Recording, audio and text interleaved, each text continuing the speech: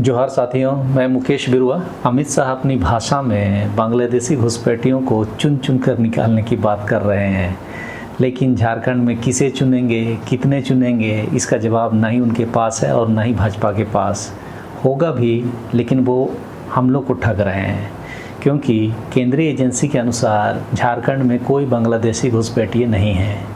आइए आज हम उसको समझने की कोशिश करते हैं।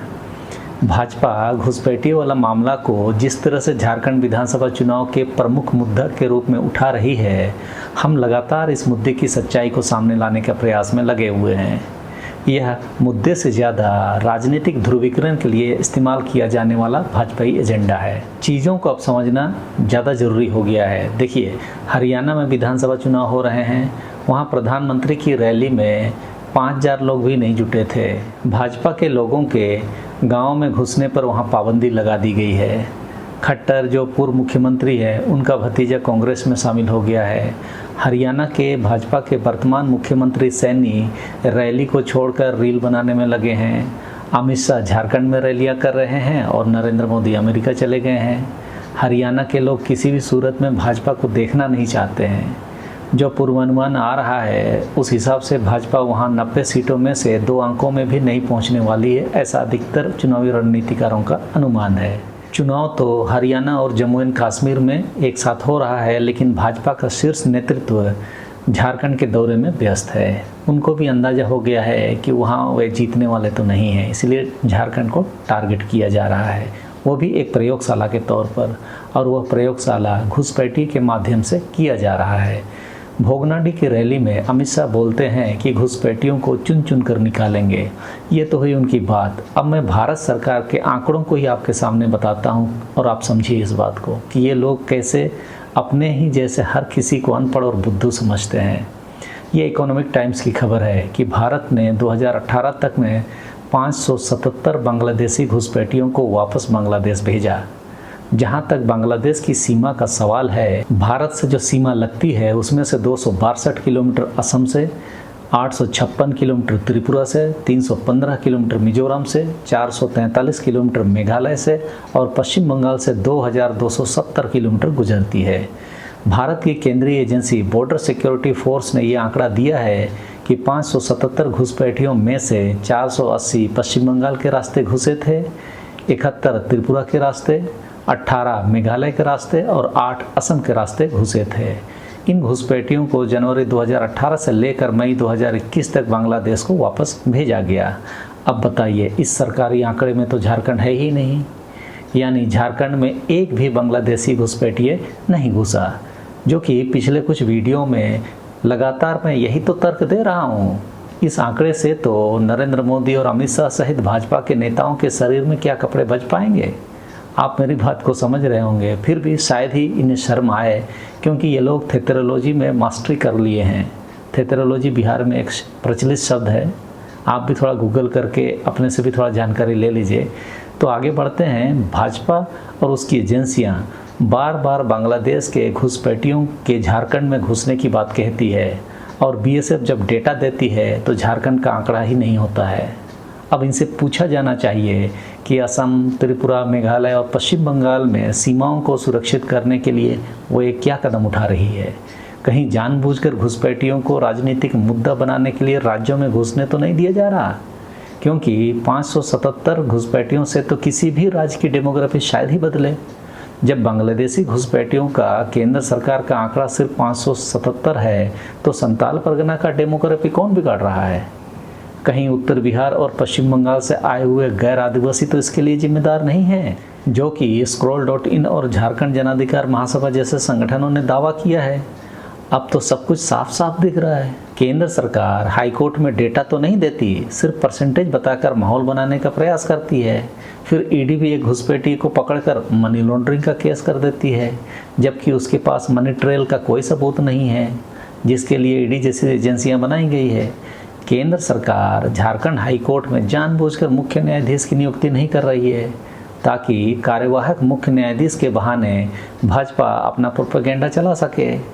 आप चीज़ों को समझ रहे होंगे कि किस तरह भाजपा हाथ धोकर घुसपैठियों वाले मामले में लगी हुई है।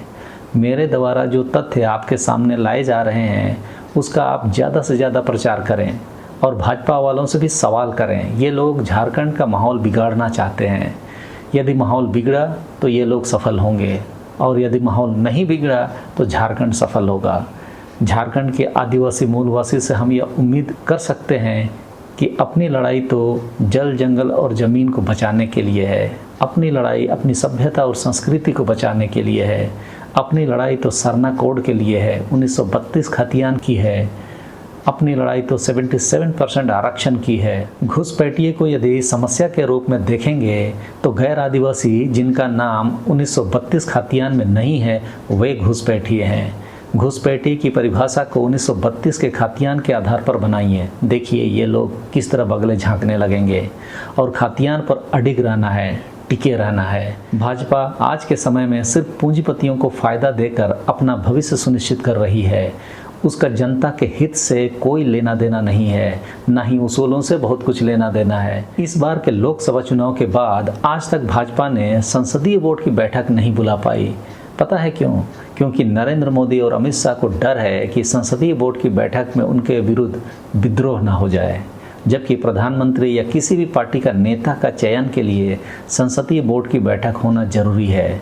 नरेंद्र मोदी इस बार एनडीए की बैठक के मार्फत प्रधानमंत्री की शपथ लिए हैं, जबकि राष्ट्रपति को राजनीतिक पार्टी के संसदीय बोर्ड की बैठक की कॉपी के द्वारा चुना गया नेता को प्रधानमंत्री पद की शपथ दिलाना था। बस जानकारी दे रहा हूँ, आप समझते रहिए। नरेंद्र मोदी और अमित शाह आज के समय में भाजपा के लिए भी बीमारी बन गए हैं, इसीलिए झारखंड में भी वे बीमारी फैलाने आ रहे हैं। देश भर में भाजपा के शासन वाले राज्यों के मॉडल के विरोध में लोग लगातार आवाज़ उठा रहे हैं। हरियाणा में जिस तरह गांव देहातों में भाजपा के प्रवेश पर पाबंदी है, यदि वहां भाजपा हार जाती है तो हम लोग यह उम्मीद कर सकते हैं कि 2025 तक नरेंद्र मोदी की जगह किसी और को प्रधानमंत्री बनाया जाएगा। यहाँ तक स्थिति आ गई है। हरियाणा में लोग अमित शाह और नरेंद्र मोदी का चेहरा तक नहीं देखना चाहते। यही कारण है कि भाजपा की रैली में बहुत कम लोग आ रहे हैं और नरेंद्र मोदी की रैली में तो सिर्फ 5000 से भी कम लोग उपस्थित थे। वे भी नरेंद्र मोदी के भाषण खत्म होने से पहले ही पंडाल से निकलना शुरू कर दिए थे। दूसरी तरफ आरएसएस भी भाजपा को इन दोनों से मुक्त करने की लड़ाई लड़ रही है। जब खुद भाजपा की पेरेंट इकाई आरएसएस इन लोगों से छुटकारा चाहती है तो झारखंड कैसे इन्हें अपना बना सकती है? यदि झारखंड के लोग इनके बहकावे में, इनके झूठ में और इनके गलत दावों से प्रभावित होगी, तभी ये लोग यहाँ चुनाव लड़ने की स्थिति में होंगे। ये लोग झूठ, जुमला, दंगा, हिंदू मुसलमान, धर्मांतरण आदि के भरोसे चुनाव जीतने की उम्मीद करते हैं। झारखंडी यदि इनकी साजिशों को आप समझ रहे हैं तो इनका हश्र भी हरियाणा की तरह हमें करना पड़ेगा। जितने भी भाजपा के युवा कार्यकर्ता हैं वो ध्यान दें, भाजपा का जो नेतृत्व झारखंड में काम कर रहा है वो सभी बुजुर्ग और बूढ़े लोग हैं। इनकी सोच और आने वाली पीढ़ी के लिए जो समझ है वे आज के समय में किसी भी हालात में उपयोगी नहीं है। बाबूलाल मरांडी, चंपई सोरेन जैसे लोग मार्गदर्शक मंडल के लायक हैं, उन्हें भाजपा के युवा कार्यकर्ताओं पर थोपा जा रहा है। ये लोग आपको नेतृत्व नहीं देने वाले, आपको सिर्फ हिंदू मुसलमान और दंगा में फंसा कर रखना चाहते हैं और अपने बेटों को बीसीसीआई और आईसीसी का चेयरमैन बनाते हैं। आप समझ रहे होंगे, ये लोग कांवर के नाम पर दलित, आदिवासी और पिछड़ों को सारी सुविधाओं के साथ सड़कों पर उतार देते हैं और उनके बच्चे विदेशों में पढ़ रहे होते हैं। इनकी सच्चाई को उजागर करने का काम आप ज़ोर शोर से शुरू कर दें। यदि हमारी आपस की कोई लड़ाई है तो उसे हम बाद में देख लेंगे, पहले इन घुसपैठियों से तो निपट लिया जाए। इस वीडियो में इतना ही। यदि आपको लगता है कि यह सब जानकारी औरों को भी हो तो इसे लाइक, शेयर और सब्सक्राइब करना ना भूलें। सबको धन्यवाद। जोहार।